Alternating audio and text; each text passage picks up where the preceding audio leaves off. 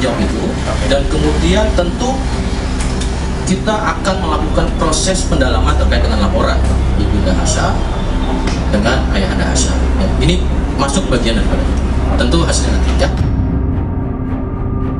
Penetapan mahasiswa UI sebagai tersangka sontak menimbulkan kegaduhan.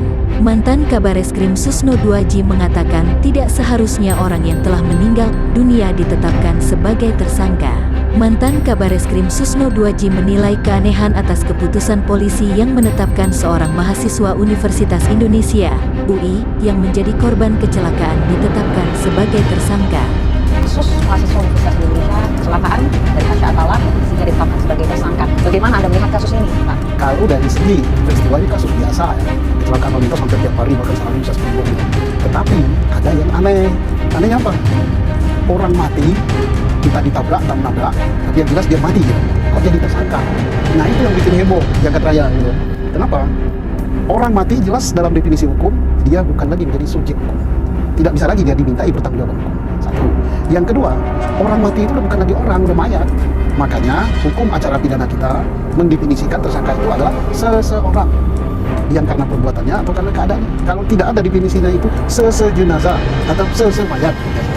Kedua, dari hukum agama ya, yang namanya dari hukum agama, namanya orang itu terdiri dari jasad, jiwa, dan roh.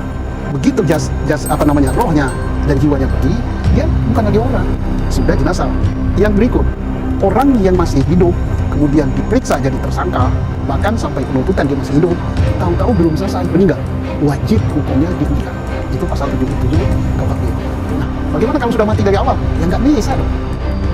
Nanti akan menimbulkan lelucon gitu, orang bertanya, Pak, di mana ngadilinya?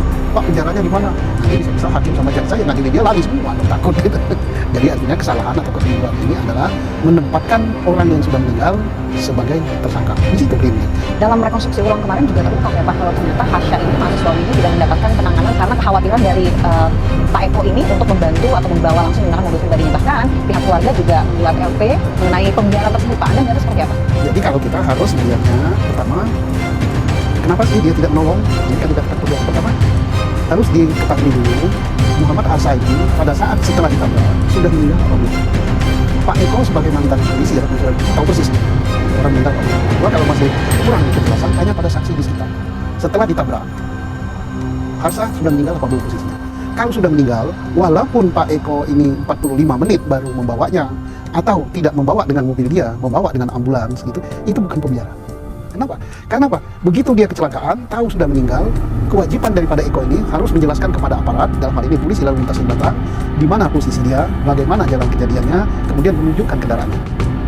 Jadi tidak pembiaran. Tetapi manakala si Hasya masih dalam keadaan hidup atau kritis, maka kewajiban utama orang siapapun di situ, bukan hanya Pak Eko, adalah menolong korban. Dan tidak apa-apa dengan kendaraannya sendiri, dibawa ke rumah sakit terdekat, kemudian untuk dilakukan pertolongan pertama. Jadi begitu harus dilakukan. Dan saya juga mendengar bahwa bagaimana, apakah dia bisa dilaporkan sebagai pembiaran? Ya kalau soal laporan itu hak dari orang siapa saja boleh. Tetapi persoalannya, apakah bisa dibuktikan kejahatan pembiaran atau tidak? Ya itu tadi kita lihat, mengapa dia tidak segera membawa. Kalau alasan tidak segera membawa ke rumah sakit ini bisa diterima, ya berarti dugaan atau sangkaan pembiaran itu tidak terbukti, maka harus dihentikan juga penyidikannya. Sama dengan tadi, ada kemungkinan apakah AKBP Eko ini bisa disangka telah melakukan penabrakan atau dia tersangka, itu bisa saja. Mengomentari kecelakaan yang menewaskan mahasiswa UI Muhammad Hasya Attallah Saputra, 17, Susno berposisi sebagai penonton sepak bola menyaksikan pertandingan. Saya gak terlalu mengikuti, tapi ada keanehan sedikit. Ini saya komentar sebagai rakyat karena saya tidak membaca berkasnya, tidak memeriksa saksinya. Ini hanya pengamatan penonton bola saja. Kalau salah maaf, tapi kadang-kadang pengamatan penonton bola itu pintar sekali.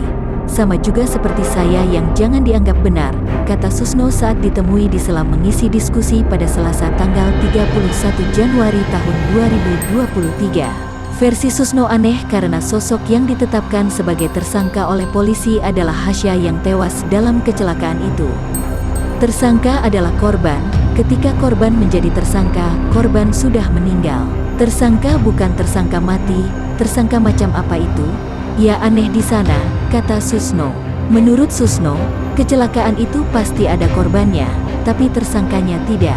Jangan mencurigai orang mati kalau tidak ada tersangka, katakan saja tidak ada tersangka. Menurut saya, dalam kecelakaan lalu lintas, kalau tertabrak dan mati, pasti ada korban. Kalau dia tersangka, siapa korbannya? Sendiri, kata Susno. Selain itu, Inspektur Jenderal Bintang 3 ini mendesak aparat kepolisian untuk mempertimbangkan kembali definisi tersangka. Baca KUHP tentang definisi tersangka, saya tidak mau lanjut. Itu persepsi supporter sepak bola, jangan anggap remeh, kata Susno. Hasil dari rekonstruksi ulang, kami juga menemukan novum atau bukti baru sebagai bagian dari langkah kami ke depan. Adapun hasil evaluasi dari tim asistensi dan evaluasi yang ditunjuk oleh Kapolda Metro Jaya menemukan bahwa terdapat beberapa ketidaksesuaian. Administrasi prosedur sebagaimana yang diatur dalam Peraturan Kapolri Nomor 6 Tahun 2019 tentang penyidikan tindak pidana terkait proses penetapan status dan tahapan lain terhadap perkara tersebut. Untuk itu, kami Polda Metro Jaya menyampaikan permohonan maaf terhadap beberapa ketidaksesuaian. Langkah yang kami ambil yaitu menggelar perkara khusus dengan 2 rekomendasi. Pertama,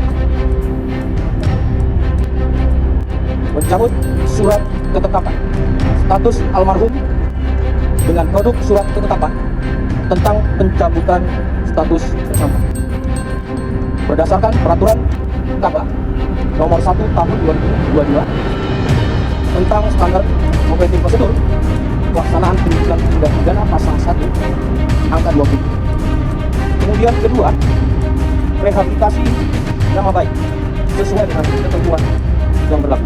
Proses penyelidikan masih harus terus dilakukan, sebab prinsipnya kecelakaan adalah musibah yang sama sekali tidak diinginkan siapapun.